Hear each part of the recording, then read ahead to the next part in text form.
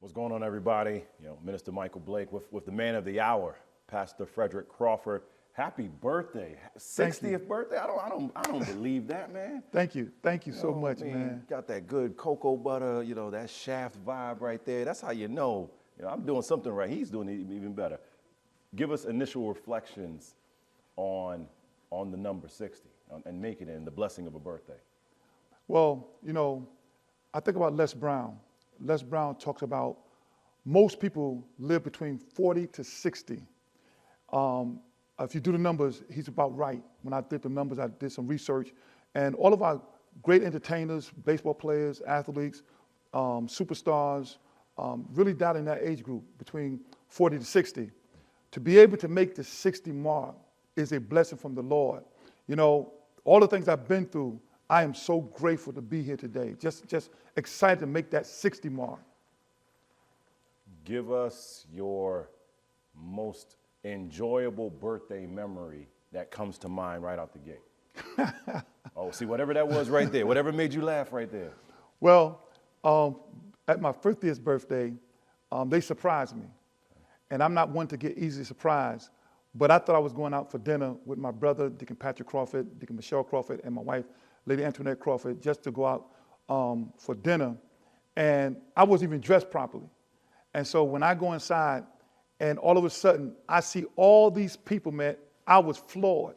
I mean, nobody gave me a clue as to whether or not they was going to do something like that. And it was a blessing. It was a blessing to see that. Did anyone sing the birthday song like really well, or did they like just really mess it up right there? No, they did pretty good. My family's musical, so they did their thing. Are you going to say who was the best musician, or no? You're going to... Oh, no. I ain't going to get caught on that. Okay. That could have made for a different birthday right That's right. Give us perspective on growing up. So the reflections in life, not just within the church. We'll come back to the church momentarily, but just, if someone's like, who is Frederick? Like, what is immediately that comes to mind? So, I always think about my home life. I always think about my dad, Dr. Fletcher Crawford, mother, Arnetta Crawford. They provided a great life for us. And my dad was very busy in ministry, but somehow or another, I still try to figure out how did he make time to be at important events in our lives. Another thing that I loved about Dr. and Mother Crawford is that they allowed us to be children. There are so many colleagues who have children, and they're just out of whack. They're just, lost their minds almost. They're out in the world. They've given up on church, just doing their thing.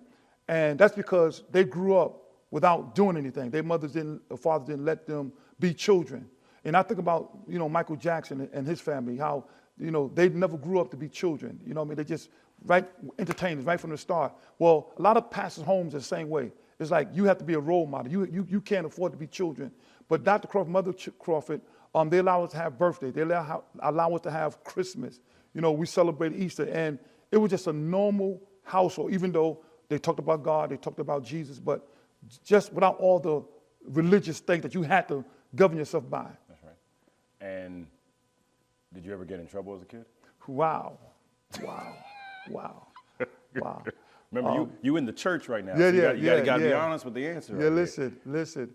I want to say that, yes, we got in trouble because, my dad, he was really a disciplinarian. He didn't play with anything. He wanted to make sure that his children didn't get caught up in the street life. And so he was very hard on us.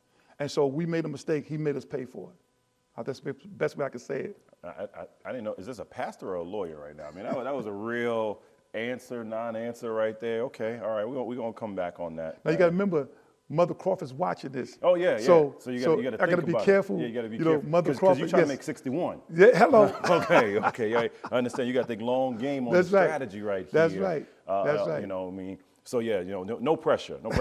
You were an angel. You were no, a saint. I'm not gonna say that. Oh, okay. That. We're not gonna say that. Okay. Let's stay with the family. So, give us immediate reflection that comes to mind on the children, and immediate reflection that comes to mind about Lady Crawford. So, my children are a gift from the Lord. That's why I see them. They are a gift from the Lord. I try my best to always be in their life. I try my best to give them what they needed without spoiling them. You know, I wanted them to have a normal life like I had. So I didn't want to put the pressure on them as so many other pastors' children have. So they're a gift to me. I love them. I allow them to be children. I allow them to make mistakes. I just tell them, you know, make sure whatever decision you make is your decision. You know, don't be influenced by others. Make whatever decision you make sure it's your decision. But let me share this with you. I want to hear more. Yeah, let me share this with you about going back to my mother.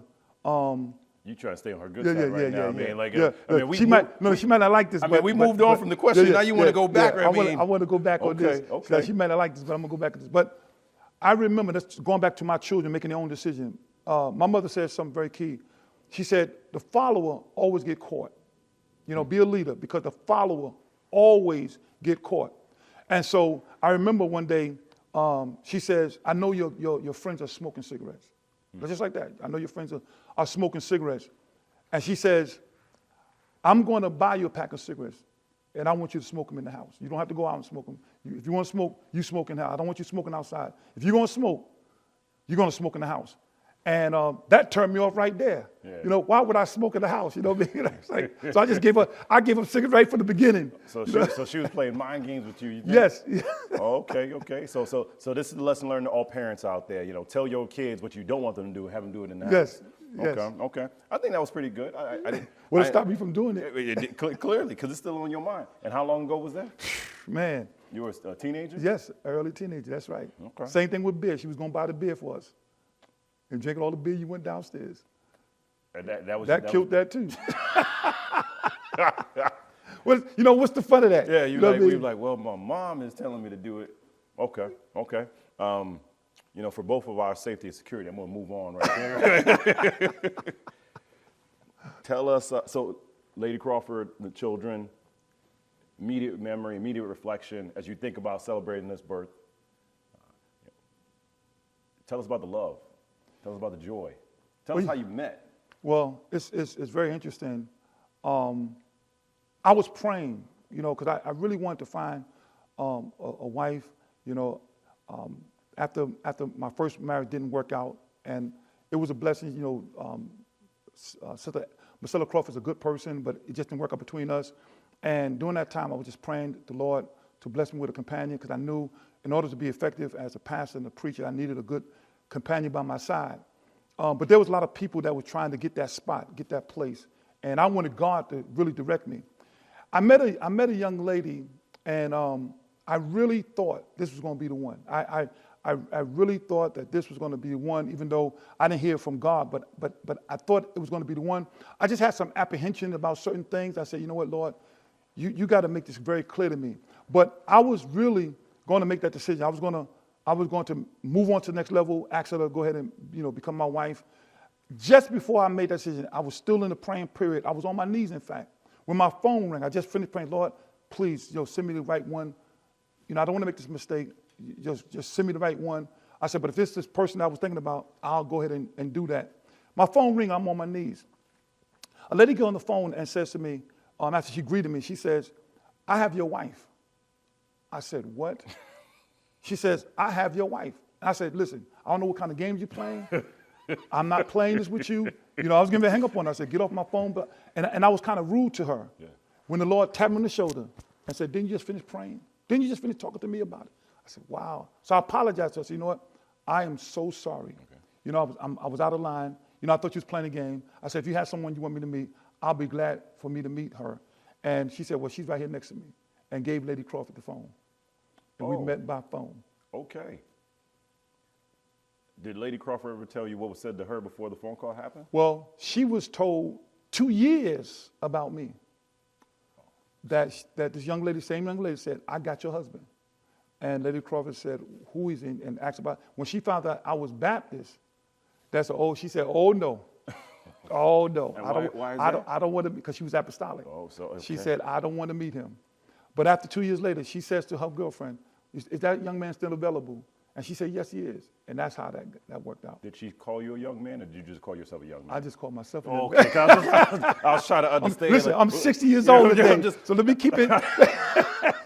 I was just trying to understand what was happening in the flow of that conversation. All right, so from that first call, how long before the first date then? So on that same phone call, I scheduled for her to meet me at the ministers' conference.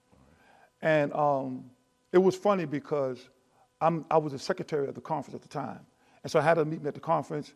And I'm usually there on time to make sure that everything is set up for me to do the minutes and everything I had to do for the conference. That particular Tuesday, I'm late. I'm running late. So I had to actually double park. As I'm double parking, I see a lady walking to the church. And I thought it was the one I was supposed to meet. But when I looked at her walking to the church, I said, well, that's not really my kind of young lady. And so I said, I'm going to be very polite. I'm going to say to her, I got things to do. I won't be able to meet tonight, and kind of get out of that introduction. Okay. As I'm getting to get the car, I see another car pull up, and it was actually Lady Crawford coming out the car. When I saw her, I said, now why don't somebody introduce me to her? Because I saw her, I could tell, and that's my kind of person. And when I got inside the church, I was doing my thing, and so prior to it closing out, I had already got all these excuses what I'm going to tell a young lady.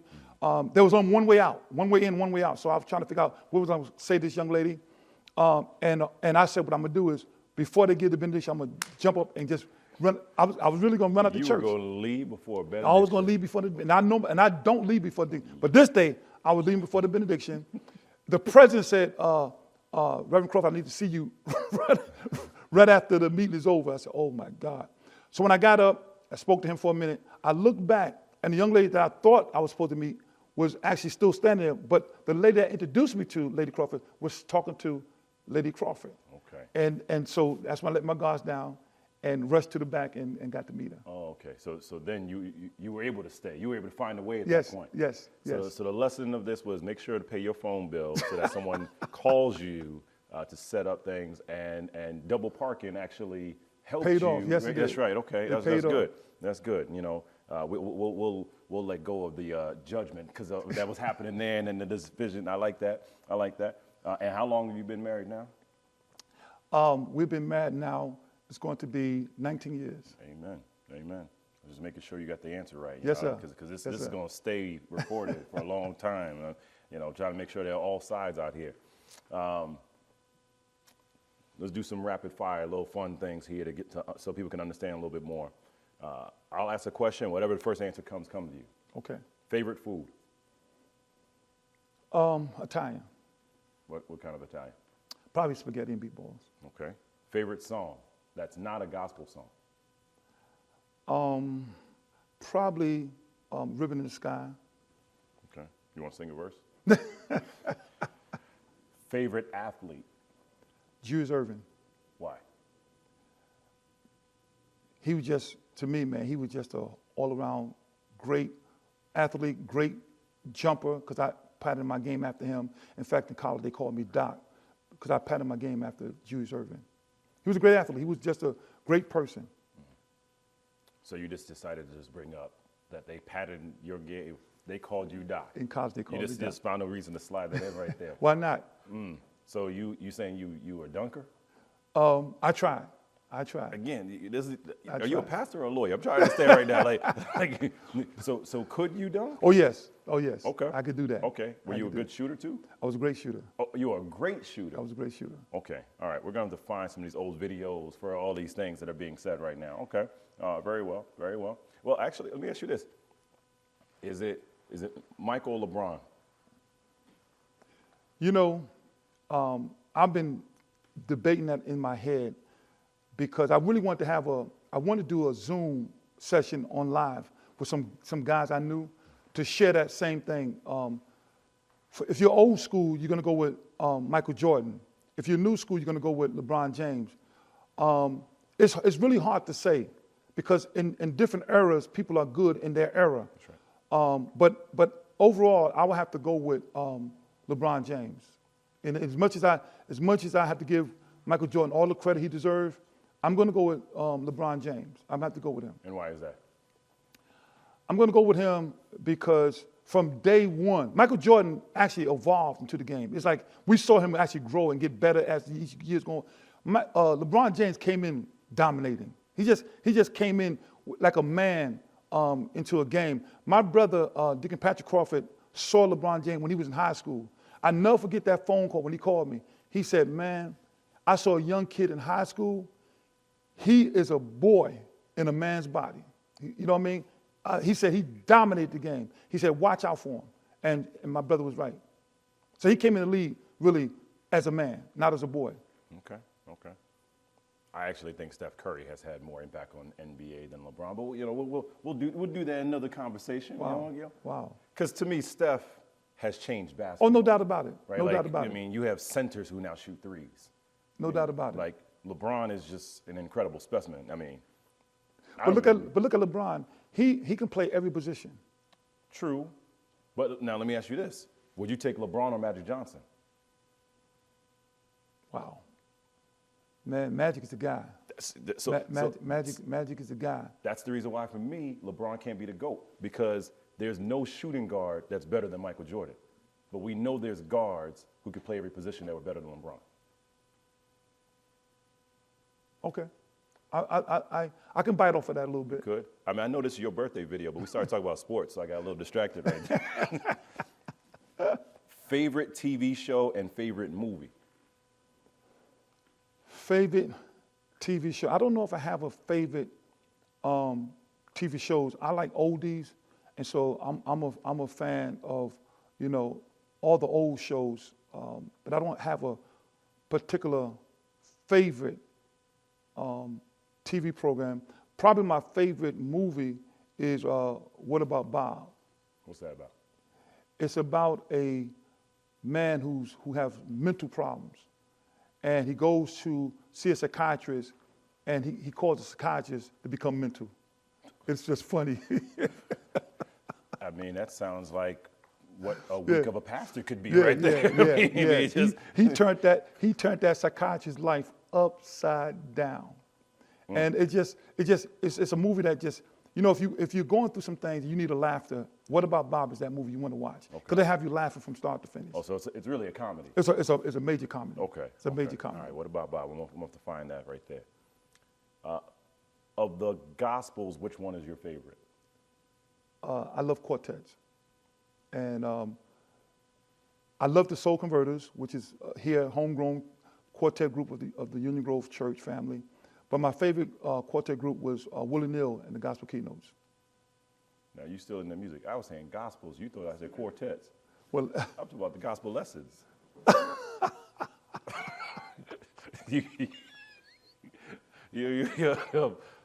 So let's try that again. So, I mean, you in your zone. I think the LeBron conversation got you distracted right there. So, Matthew, Mark, Luke, and John. When you said gospel, I'm thinking about music there. So, because earlier you was talking about music. Yeah, so. I know, but what I don't. I'm not sure where that connection was right there, but okay. Let's try that again. So, of the Gospels, which of those are your favorite? Which were the four? I don't have a particular favorite because each of them had a particular viewpoint that I love. When it comes to trying to get the details, I like Luke's gospel.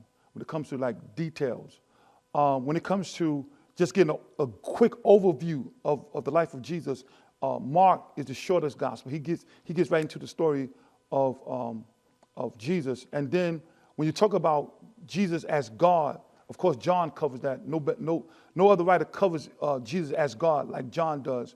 And then Matthew, he's a man that's a technical man. He's an accountant, and so he's very good at details as well. So it's very hard for me to pick who's my favorite. But I tend to look at Luke's a lot more, when it comes to the Gospels. I mean, even the way you just described and broke it down had an attentiveness that would make someone intrigued. And there is a very different approach when you read the four. Yes. Especially when you think about, as you mentioned, one being an accountant, one being a physician. Like there's different dynamics. Yes, exactly. Substantially within that. What is a reflection or a reading that is not in the Bible that has had the most impact on you as a preacher? Wow, I have a lot of good material that has helped me out. One of the materials that's helped me out in so many ways is the book called Think and Grow Rich. Think or Grow Rich. Yeah, by Napoleon Hill. Absolutely. That book it allowed me to think outside the box, become creative in being a pastor. I didn't want to be the average pastor. I wanted to be someone different. And reading that book, as a matter of fact, Think or Rich is like a second Bible to me. I go through that book every so often just to refresh my thoughts and my memory and make sure I'm on target to my goals in life. And it has been a major impact in my life. What has been the most powerful lesson from it that still stays with you? There's a lot of things, but one of the things that it talks about is thoughts are things. Thoughts are things. Thoughts are things, and you got to remember that what you think about can become reality, but you got to really put your thought into it. And so I always tell people this: most people think they really don't think. Whatever comes to their mind, it just comes. I'm not that kind of person. I think about what I think about. I don't want anything to be just circling in my mind. So if something's in my mind, it's because I put it there, and I'm going to take time to think through it, whatever it is. And so that's what Napoleon Hill teaches us in that book. And then, of course, he talks about desire. You have to have a burning desire for what you really want. And so I always keep what I want burning in my heart. You know what I mean? I don't let no one. You get a lot of critics, you get a lot of people say things, but I keep it burning in my heart, and that's how it gets done. I was at the Knicks game a few weeks back, and I was sitting with Minister Dale Burnett, and he said something that's along those lines. He said, "What you see coming, you're becoming." Wow, exactly. And it's that same premise. He's like, what you see coming. He's like, you have to get in that mindset that if it's a vision, I've already manifested it. Now I got to do the work. Right? Well, Earl Nightingale said the same thing. You become what you think about all day long. That same premise. Right. You just all got some good lessons learned. You didn't even have to pay for that, everybody right there. You got that right there. Give us the sense of the week throughout, right? And I tell people often, I jokingly say, but it's true, we don't have time for parking lot Christians, right? Like, cats who just kind of show up and they're like, okay, I'm here for an hour and a half, and they just think like everything else is done. Right. What's Sunday to Sunday in the life of Pastor Crawford? Well, it's very challenging because you have the scheduled things. Like I thank God for Brother Joseph Austin, who works on my calendar, and he scheduled things that I'm supposed to be doing throughout the week. But in between that, you get a lot of phone calls. Absolutely. And, and sometimes that takes you out of your schedule. Because even today, we had a situation, and Lady Crawford and I stopped what we had to do that, just to get here. So it happened when you get a phone call, you have to stop what you're doing to do something else, because that's important at the time. So it's very challenging. Then you want to make sure you spend time with your family, which is also challenging. You want to make sure you spend time in preparation, talking to the Lord, getting your sermons together. I'm a part of the community board as, chairing it. And so you have to be ready for those challenges, because there are a lot of concerns about the community as well. And then you have other pastors who calls me for advice, and sometimes, they want to sit down and talk to me in person. And so it's busy from week to week. So it's not like a fun week. Some people think that all I do is sit home and watch TV, which I don't have time to really watch TV. That's right. So let's dive in here. I think that's perfect transition of why the ministry. Because you could decide I want to pursue something else in my life, right? Why the ministry? Why down this path? And then even to the next step, why Union Grove? Because a lot of times someone could decide I want to be part of the ministry, but I don't want to follow on that same path that has been laid down for my father and others. So it's interesting because people ask me that a lot. And one of the things I always tell people is, growing up, I watched my dad. And so every kid wants to be like their dad to some degree. So I mocked my dad. I preached like my dad growing up, not taking it seriously.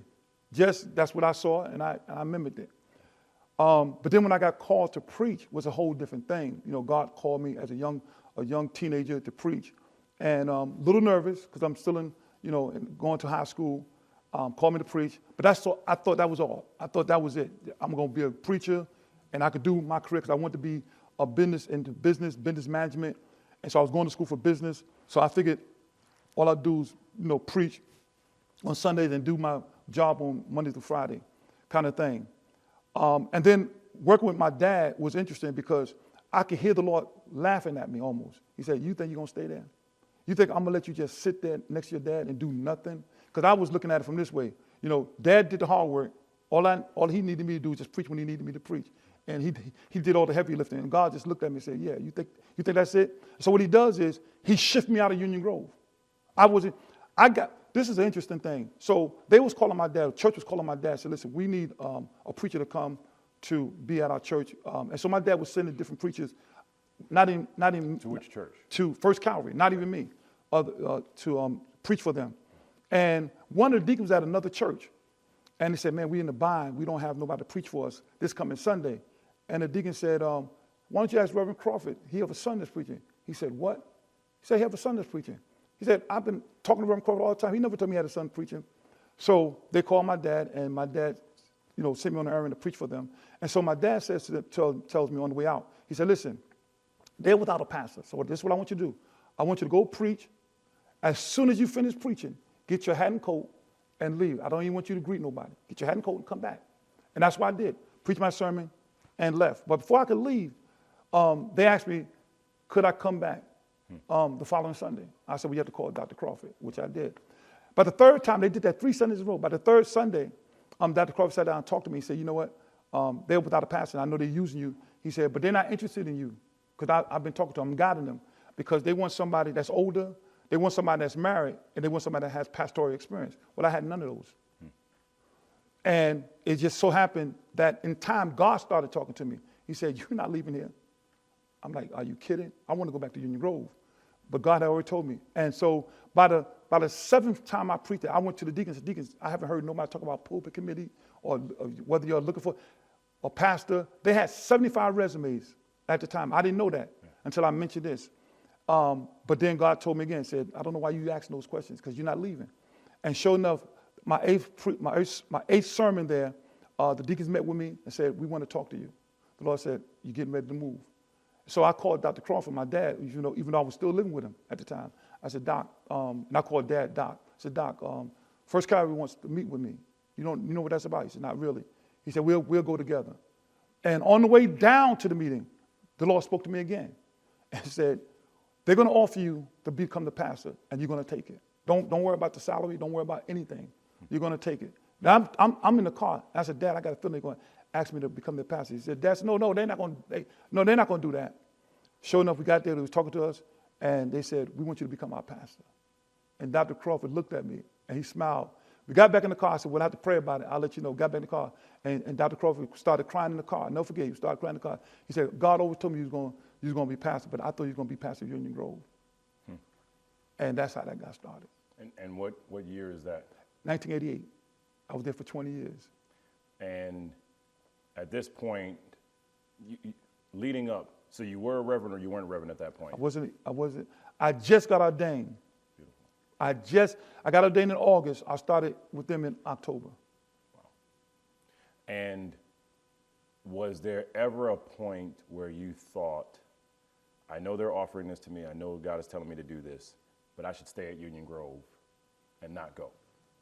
Well, I've never been one to really disobey God. I've tried my best. I'm not going to say I've always listened to him, because I made some mistakes by not listening to him. But I always tried to be obedient to his spirit. I didn't want to go, to be honest. I really didn't want to go, because I really wanted to be with Dad. I thought I could be a better help as his assistant with Dr. Crawford. But the Lord was so strong on me. And he spoke so clearly that you're going, because you're sitting here, think you're going to just sit here and just reap the benefit. That's not going to happen. I'm sending you out of here. And that's what he did. And so I knew it, you know what I mean?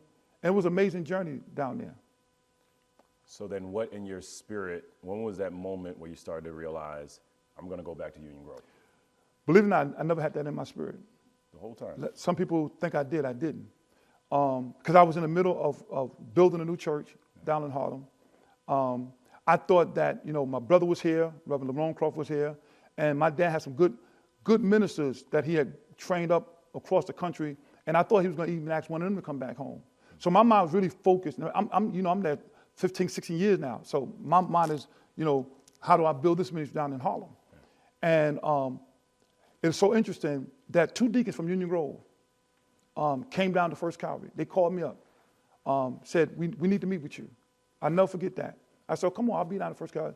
And they walked around First Calvary, and they saw I took them upstairs to see the work we were doing upstairs, and they said, oh my God, we didn't know you were this close to finishing this building project. I said, yes, I'm almost close. They said, well, we got a serious situation we want to talk to you about. So we went back downstairs, and they said, I don't know if you're aware, but your dad is not in the best condition at this point. You know, he's becoming forgetful. He's repeating himself a lot. And we think it's a good time now to bring you back home. I said, what? They said, we think it's a good time to bring you back home. And we came out here to see, would you consider coming back to Union Grove? I said, wow. I said, this is an unexpected conversation. I'd never even thought about it. I told him just like that. I never even thought about that. I said, but I'm willing to help, you know, my dad any way I can. I'll pray about it. But as you see, he said, yeah, we see you in a minute. He said, but, you know, God has sent someone else to finish this project for you. I said, oh, you know, I was kind of leery. And after praying about it, and then I talked to him, I said, well, you got to talk to Dad about it, Dr. Crawford about it. And after they talked to him, and I talked to him, we made that decision that I was going to come back home. Well, I want to come back on this because you just very significant details. So were you aware that your father wasn't doing well? Well, I knew that, you know, he was, going through some things. You know, he had a stroke maybe about a year before that. And I knew that he was kind of repeating himself a lot. But I'm not at Union Grove. So at home, he seemed, you know, normal, seemed things were going okay. But people started telling me different things that was going on in the church, things that he was doing in the church, that raised a red flag, you know, in my head. I said, well, maybe I do need to get back home. And then what was the advice from your mother, and what was the advice through the family of what to do? Was there ever a point where you're like, you know, I'm not sure just yet? Because you're building your own ministry. Right. And then you're also having to reflect on how do I sustain my father's legacy, but also create my own legacy. So it was thank God for Dr. Crawford. I'll go back to Mother Crawford and Dr. Crawford. We always had family meetings. So it was we didn't do anything in the dark. We always came together and we did the same thing at this time about Dad. We had different opinions about the transition, but it all came down to it's probably in the best interest to come back home. And so I made that decision. And so what happens is I go back to First Calvary, and I had my letter type of resignation effective immediately. And I gave it to the chairman of Deacon Board. I said, Deacon, as I finished preaching, I went in my office. I said, Deacon, read that letter to the congregation. Maybe I shouldn't have did it that way, but I did. I said, Deacon, read this to the congregation. And as I'm changing my clothes, all I hear is boop, boop, boop, boop, boop, boop, boop, boop, boop. And the deacon, literally kicked the door down. You got to come out here. There's an uproar out here. You got to come out here. I wasn't even fully dressed yet. So I threw on what I had, ran outside, and it was like, people was like literally up, like fighting almost. So I said, hold on, everybody calm down. I said, what's going on? They said, we just heard the letter. You resigned? No way. And it was just, they didn't want me to leave. Yeah. It broke my heart that they carried on that way, that they were going to fight each other about that. So I came back to the deacons of Union Grove and I said, listen, I got a situation. They didn't accept my resignation at all. I said, the only thing I could recommend is let me work with both churches. Let me pastor both churches. And they agreed. I met with First Calvary. They said, okay. But then what happened is, and First Calvary might be watching this too, so I have to be careful about that. But I mean, you've already said a lot. Yeah, I know. From the beginning, we've already gotten there right there. So First Calvary's going to see this. But what happened is I was, and Lady Crawford can verify this, I was preaching at First Calvary. And by the time I got to Union Grove, I would sit down and Reverend Lee would hit me in my bed. Reverend Lee, Lamont Crawford, hit me on my leg and said, man, it's time to get up. I'd just sit down in the pulpit. I didn't get to hear the devotional, and I would preach again. So I was preaching twice every Sunday. And then what happened is I didn't give the benediction at First Calvary. I didn't give the opening, greetings here at Union Grove. And it was like almost like two churches was like upset with me. Yeah. You know what I mean? And so I had to make a final decision. So 2 years later, I made a prayerful decision. I was going to let First Calvary go and come on to Union Grove. And it was funny because one of the associate ministers that's here now with us was with me that day. And he saw, the last day I was at First Calvary, in that 2-year period, they tried to turn the car over to get me out that car. They didn't want me to leave. They did not want me to leave. They said, no, you're not leaving us. And they tried to, I was in another car, I wasn't even driving. They tried to pick the car up to get me out the car. Get out of that car, get out of that car. And that was my last farewell from the church. You mentioned Lady Crawford right here earlier. You described that you immediately knew she was the one. Yes. In that interaction that happened there. You in cars, there's a lot of car stories. You flipping of cars, double parking the cars. We got to figure out what's going on. Austin, make sure someone get him a driver to protect him from all these situations right now. What is the sustained advice that Lady Crawford gives you that is always on your mind that you maybe even don't share with her the impact that it has on you? Well, one thing that I admire about Lady Crawford is that, she prays for me. And that has a major impact. Her words is good, things she do is good. But when she prays for me, that speaks volume. To have a woman who believes in God to the point of praying for you, that has a major impact. What's a prayer that you have for her that you've seen manifest? Well, I always pray for her, and I have so many prayers that have manifested. One of the things that I pray for is that, she doesn't let people get to her. And I see that, that prayer is actually being answered. One of the lessons I learned, and maybe I shouldn't say this neither, but I'm out here. Let me drink a sip of water on this one. This is exactly when this quality water is going to step in right it here. Is. That delicious water. So I tried my best when I was at First Calvary. In fact, since I've been in ministry, to be like Dr. Crawford. I wanted to pastor, preach, do everything Dr. Crawford did. I wanted to be the spin image of Dr. Crawford. And so my first 6 years at First Calvary, I thought I was Dr. Crawford. You couldn't tell Frederick Crawford that he was not Dr. Fletcher Crawford. But in doing that, I was miserable. I was miserable. It was like being in someone else's clothes. Don't fit you. And I never forget, I got to the pulpit one Sunday, and I was sitting there, and I said, you know what? Today it's got to end. I'm going to be me. They're not going to like Frederick, but I'm going to like Frederick. And when I made that shift, I never forget, people didn't like this new guy. But guess what? I did. And I felt good ever since. And what that does is it frees you from what people say, what people think. You know what I mean? It frees you from that. Because everybody always wanted me to be Dr. Crawford. Everybody always wanted, that's what they wanted me to be. And so that's what I thought I had to be.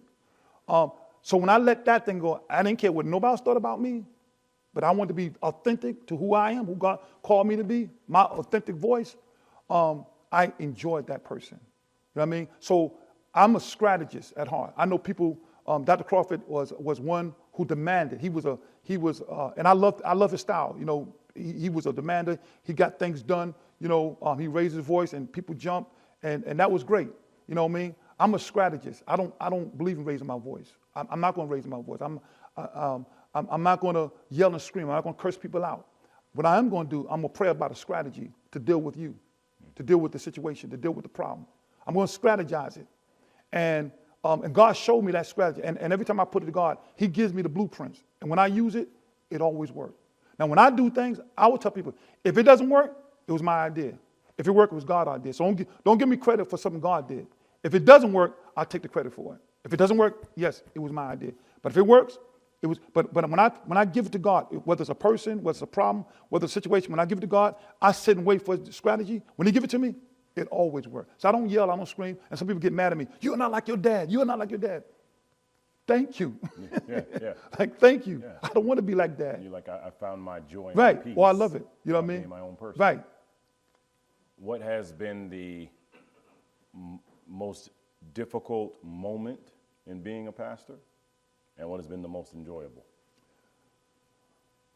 The most difficult thing about being a pastor is that, everybody want a personal pastor, and not only a personal pastor, but they want a puppet pastor. They want a pastor, when they pull the string, he's supposed to move, he's supposed to jump, he's supposed to come. So when I call you, you're supposed to drop everything to come and see about my family. Whether I'm the greatest giver in the church or whether I don't give at all. When I call you, I need you to come. And it's painful because you pour so much into people, and then when you make one flaw, if you don't come to their, say someone died in their family and you can't make it to the wake, or if they're sick and you get there after the person passes away, now they don't want to come to church. You know, they don't want to give you a love offering. That's painful when you've given everything. You've always tried to be there for them. And the one moment you're not there, it's like you're a bad pastor.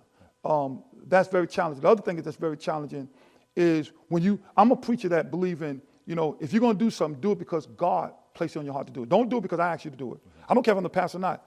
If I say, would you do something, and you say, I'll do it, but in your head, I don't want to do it. I'm just doing it because the pastor told me to do it. Don't do it because God don't get the glory out of that. But if I ask you to do something and you say to me, no, actually, I appreciate that because you wasn't going to do it from your heart anyway.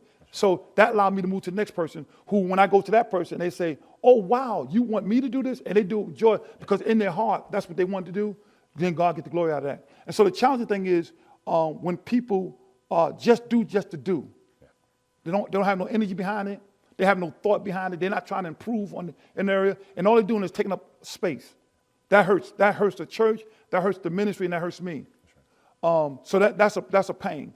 The joy is when I do find the right people, and they're excited about the assignment because what they do, they put energy into it. They say, how do I get better in this position? You know, what can I do to improve in this area? I love that. I love when I see people growing, and not because of me, but because God is dealing with them, and they'll listen to the word, and they'll listen to the word that's coming from the pulpit or from teaching. That's great. When you are reflecting on the teaching, reflecting on that dichotomy, right, of just, you say people want a puppet pastor. Again, that's going to stay with me here. I'm going to rock with that a little bit more. Help us to understand the vision moving forward. You know, what is the vision for Pastor Frederick Crawford? Simultaneously, what is the vision for Union Grove? Because I think too often people try to make a pastor as just one vision, as if the only thing that you're supposed to ever do in your life is just what's happening here. Exactly. As if you don't have other interests and desires and passions. You talked about the community board as one example. So, you know, where are we going for Pastor Crawford, as Frederick Crawford, and where are we going as Union Grove?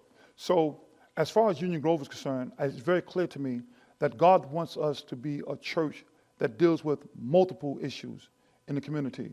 Again, we're dealing with the housing issues, but I think God wants us to have more housing in the name of the church. I want to be able to put up some franchises where we can employ some of the members of the church as well as some of the community members, community people. But more importantly, when we have our franchises, we're developing members inside the church to start becoming managers and become owners.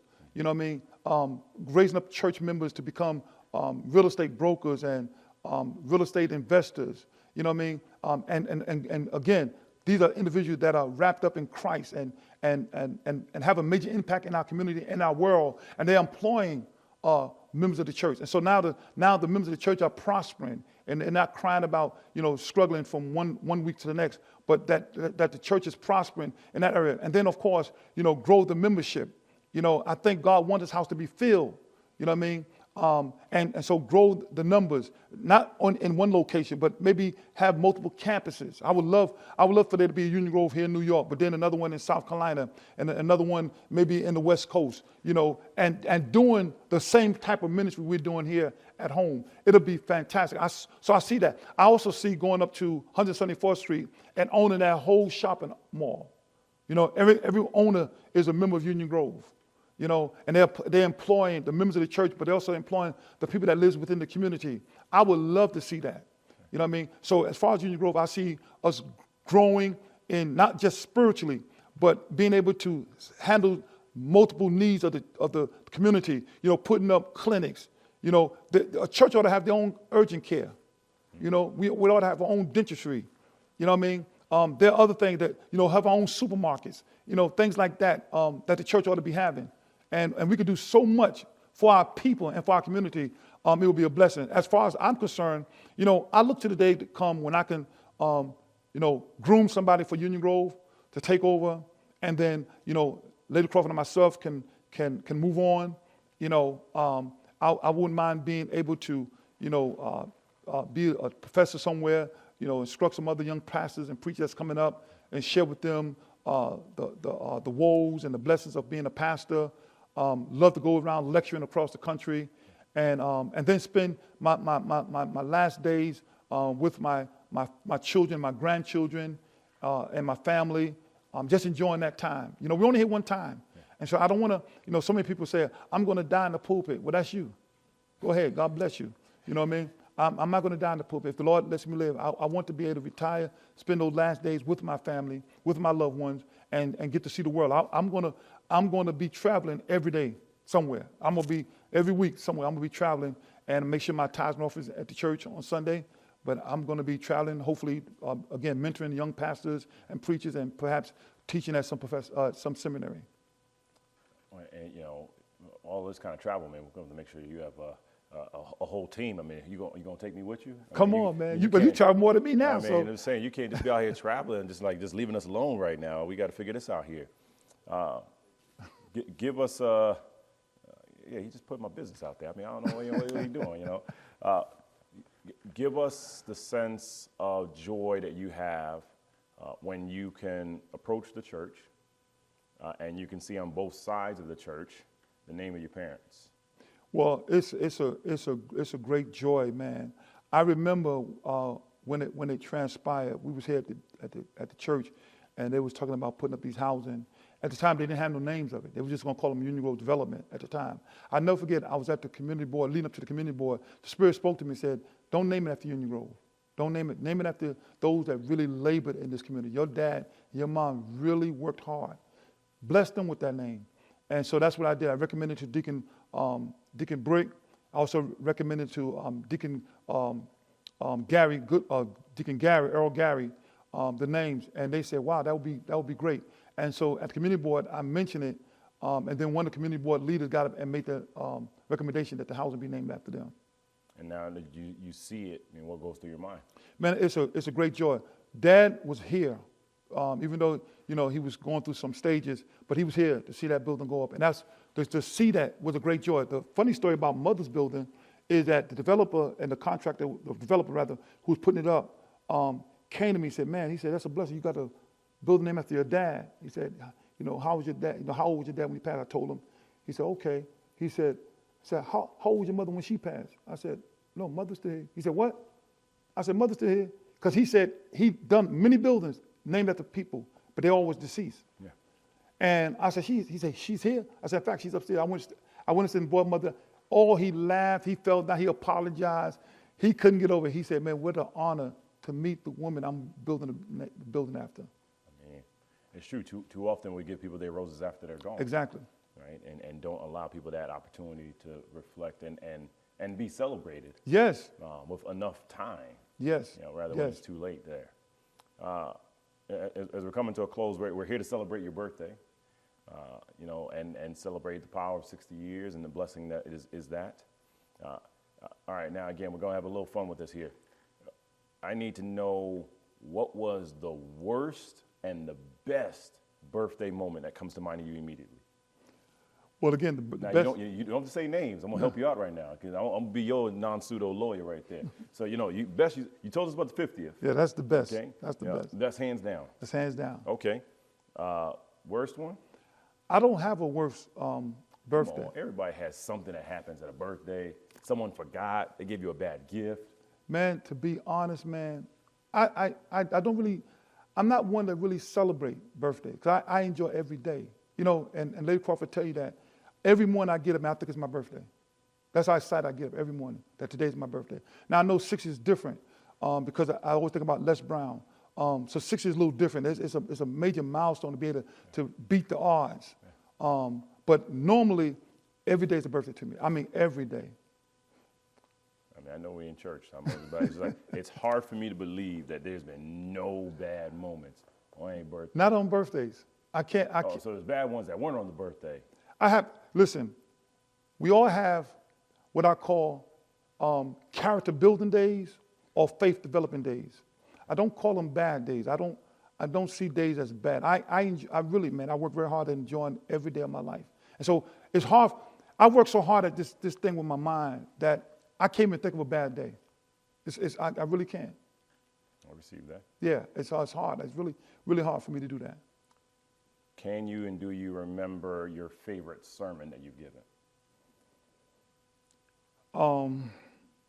One of my favorite sermons is probably, Lord, work on me. That's probably Tell me more. from Jeremiah, the 18th chapter. I was blessed to be surrounded by seasoned pastors.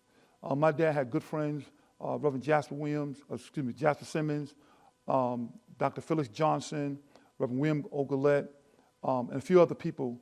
And I was around them, and they talked about church and a lot of good things.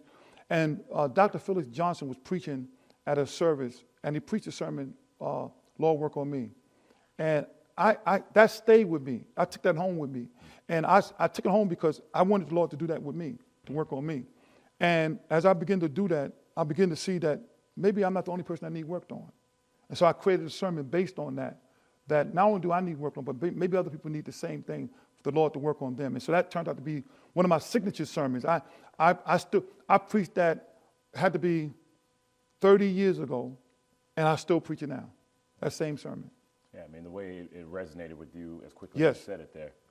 I'll tell you to that question, and I know we're celebrating your birthday, but it's going to be relevant, the comment I make. So, as you know, my birthday is Christmas, which Yes. you always showed me love on Christmas.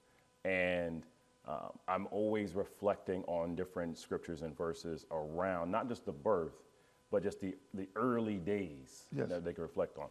And you said something to me a few years ago that has stayed with me in sermons I use, because you were the first person that showed me that it didn't say that there was no room in the inn, that it said there was no room for them. Exactly. And I've kept that. So I want you to know that even when we're celebrating your birthday, the birth and the surrounding of Jesus, that stayed with me in other sermons I use now.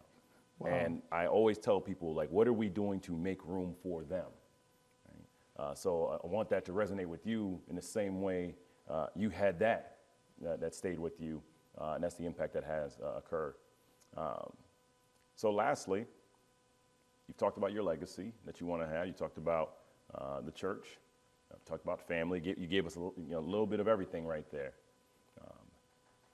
How is it that you want people to celebrate the legacy that you are building? And I ask it in that way because I think too often we want people to enjoy just a day here and there. Right. And we want people to, we want to build legacy, we want to build something up, but we actually don't take time to celebrate, right? And so how do you want people to celebrate what you have been building for these 60 years and beyond?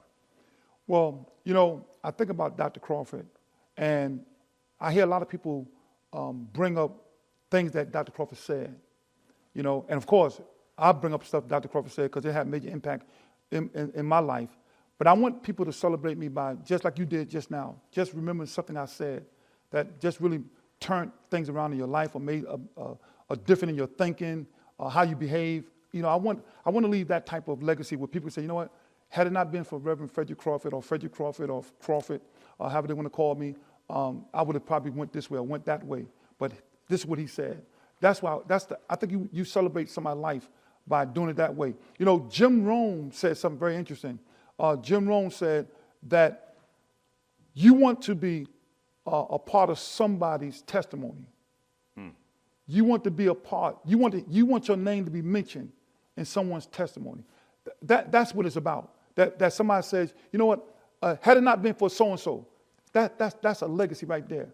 So like I said, Jim Rohn and Earl Nightingale, Zig Ziglar. I could go on and on about different people, Les Brown, who had impacts in my life. I want, when somebody say something, mention Fletcher Crawford in their testimony.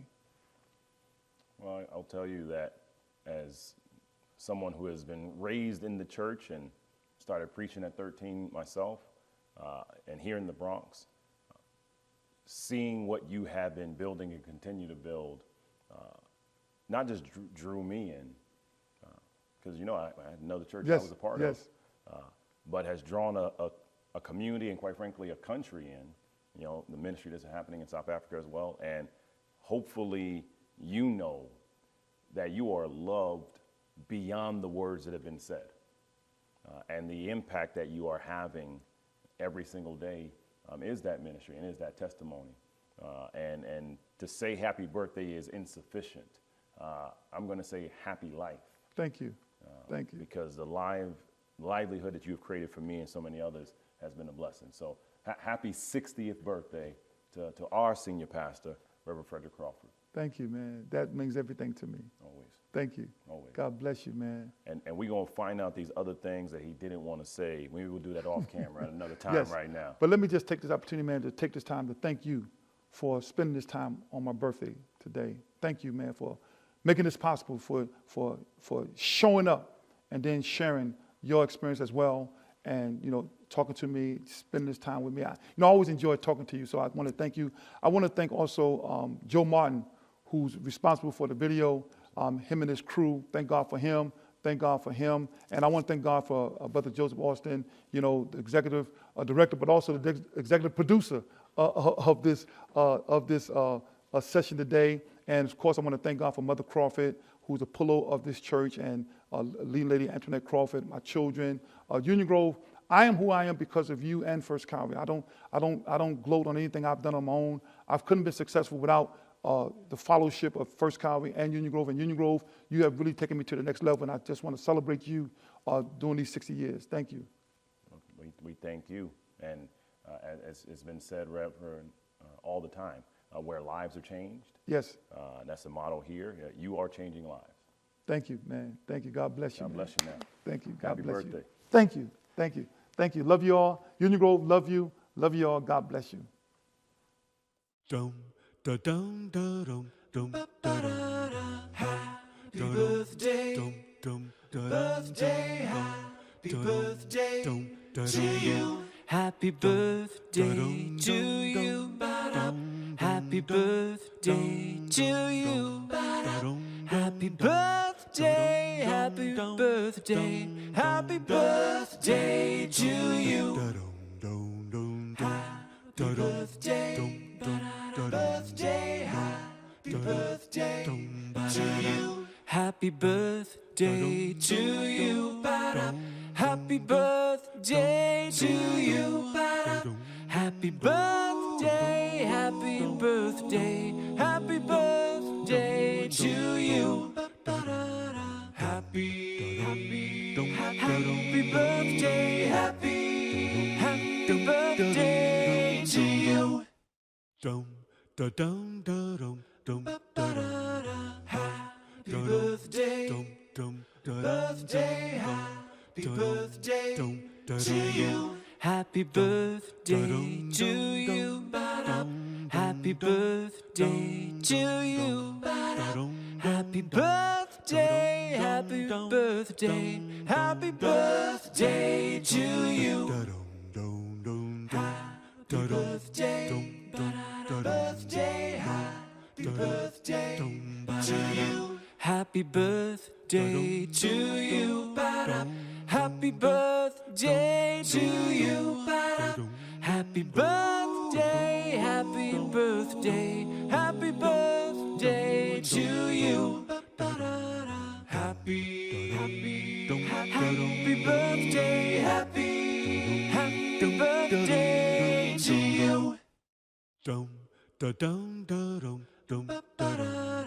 Happy birthday, birthday, happy birthday to you. Happy birthday to you. Happy birthday to you. Happy birthday, happy birthday, happy birthday to you. Happy birthday, birthday, happy birthday to you. Happy birthday to you. Happy birthday to you. Happy birthday, happy birthday, happy birthday to you. Happy birthday, happy birthday to you. Dum da dum da dum dum.